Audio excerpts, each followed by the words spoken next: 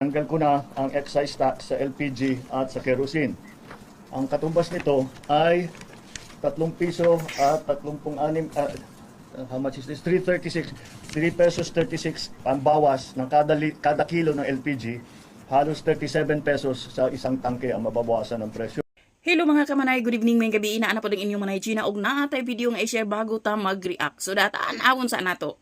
Ara. Alim ng kapangyarihan na binigay sa atin ng batas, tinanggal ko na ang excise tax sa LPG at sa kerosene.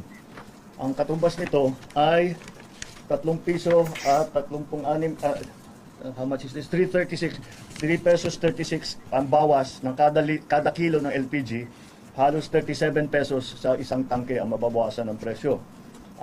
Oh. Gitanggal na ang excise tax sa LPG, kerosene.